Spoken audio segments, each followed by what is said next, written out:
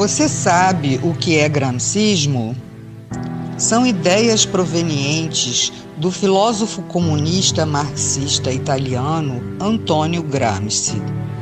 Fundou a tese de que para implementar o socialismo numa sociedade, o melhor caminho é ir alterando aos poucos a estrutura de todas as instituições humanas, incluindo as religiosas, educacionais, morais, culturais, jurídicas, governamentais e midiáticas da mídia. Uma sociedade culturalmente e moralmente fraca é muito mais vulnerável a presenciar revoluções de qualquer tipo. Gramsci postulou o conceito de hegemonia cultural, que é o domínio ideológico de uma classe sobre a outra, trazendo o enfraquecimento do capitalismo, culminando em uma revolução e ditadura comunista. Uma nação inteira fica dopada e dominada, formando uma sociedade idiotizada para que se perpetuem no poder. O gramscismo vem sendo adotado em vários países da América do Sul, como Bolívia, Chile, Nicarágua, Argentina, Uruguai, Peru, Guianas, Venezuela e Brasil. Aqui se tornou mais forte no governo de Fernando Henrique Cardoso, quando este permitiu a criação do Foro de São Paulo, proposto por Lula e Fidel Castro. Essa doutrina está sendo inserida em doses homeopáticas na veia da sociedade, e muitos não acreditam que estejam contaminados. O golpe comunista é feito em etapas. Primeira etapa: um governo populista. Essa fase pode ocupar várias presidências do mesmo partido ou da mesma coalizão. Assistencialismo. Ao aumento de bônus familiares por filhos, grávidas, planos de emergência, bolsas, etc. Objetivo: votos de cabresto na próxima eleição e controle sobre a classe pobre. Inchaço da máquina governamental. Com o aumento de cargos públicos, estimam-se 4 votos do grupo familiar por cada emprego público. Os capitais privados começam a diminuir seus investimentos e seus empregados são absorvidos pelo sistema público. Objetivo: votos de cabresto na próxima eleição. Aumento de salários e aposentadorias, inclusive sem contribuição prévia. Inicialmente, contam com a aprovação da classe trabalhadora e dos sindicatos. Depois, começa a espiral inflacionária que anulará todos os aumentos. O custo de vida dispara e o objetivo é fidelização de eleitores e votos de cabresto na próxima eleição. Meios de comunicação. Todos recebem dinheiro do governo, ficando assegurada a publicidade oficial. Transmitem notícias distorcidas e com visões que interessam ao sistema para manipular a massa, e depois começa a censura, impedindo totalmente o conhecimento da realidade através, inclusive, do controle da internet, que se tornará interna e restrita. Aqui no Brasil, vemos a perseguição àqueles que combateram a subversão nos anos 60. Demonizam as Forças Armadas, o regime militar, taxando-o de ditadura e outras mentiras, criando uma imagem de inimigo inexistente, porém temido. A corrupção, esta se fará presente no círculo dos amigos do governo, que estarão protegidos pela impunidade, os deixando livres para saquear os cofres da nação. Uma outra manobra é promover falsas acusações de discriminação às minorias, como índios, homossexuais, presidiários, drogados, etc.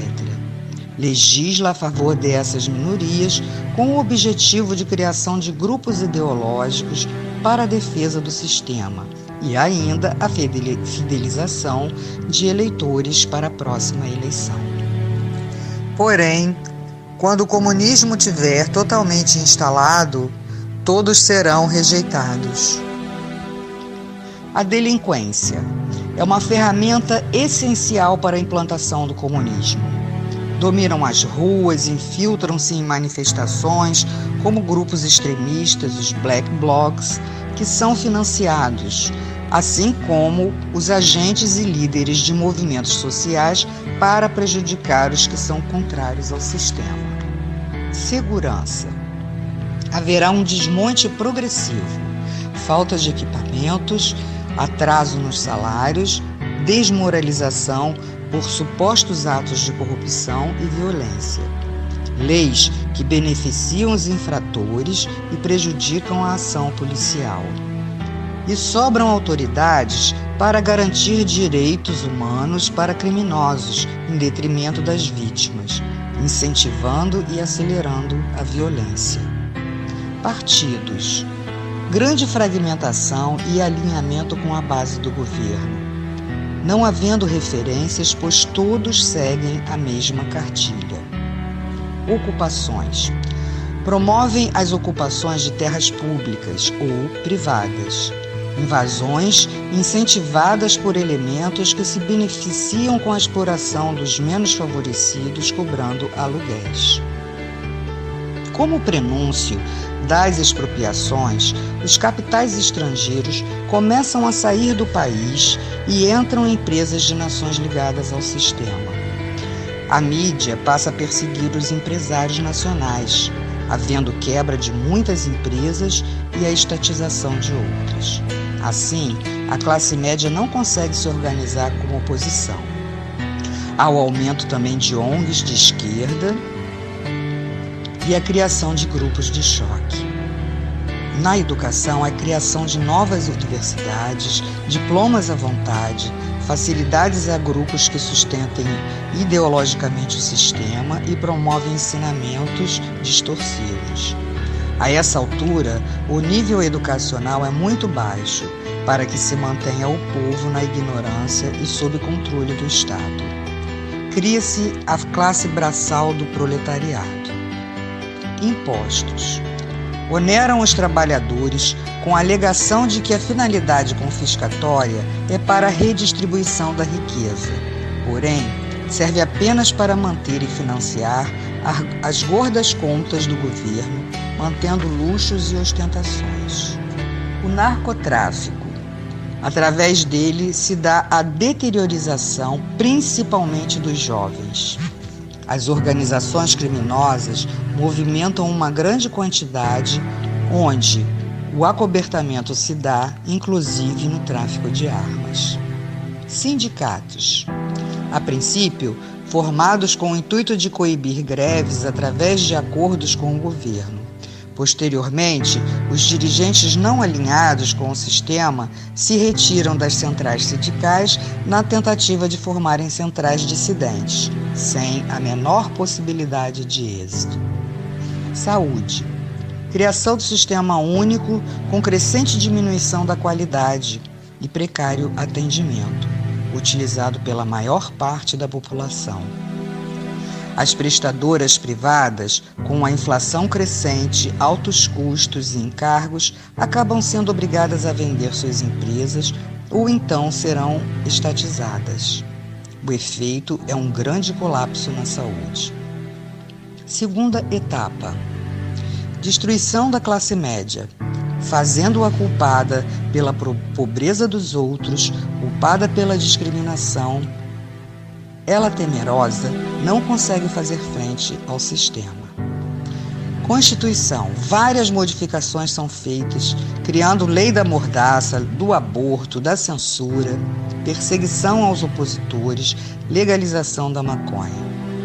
Promoção do colapso do poder judiciário, tornando-se servidor do governo. A impunidade aumenta, o crime domina as ruas, a espiral inflacionária dispara. A economia se deterioriza. Há a destruição moral e física das Forças Armadas e da segurança policial e a centralização dos grupos de choque, que são as guardas bolivarianas defensoras do sistema. A criação de apenas 2 partidos, sendo um dominante e outro de falsa oposição. surgimento de falsos inimigos implantados para praticar conflitos, saques e invasões. Cria-se a lei que permitirá a perseguição de religiosos. Terceira etapa: tomada do poder. Os grupos de choque já citados estarão presentes em atos do governo ou coibindo as manifestações de oposição. Prisões por considerar crimes políticos. Serão feitas expropriações, confisco de passaportes, proibição de sair do país e novas identidades aos que estiverem de acordo com o sistema, sendo feitas avaliações e lavagens cerebrais. Racionalização de alimentos e com direitos apenas aos que tiverem a nova identidade.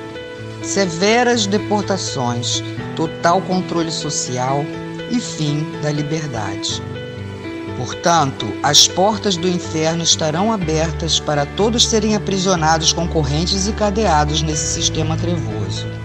Se não quisermos nos tornar escravos, devemos lutar por todos nós e nossas famílias, pela nossa liberdade enquanto há tempo. Saber o que se passa é um direito de todo cidadão. Vamos nos unir, ir para as ruas, demonstrar nossa insatisfação e pedirmos a faxina dos três poderes. Assim, teremos a chance de voltarmos a ter um país próspero, de luz e de paz. Faça a sua parte.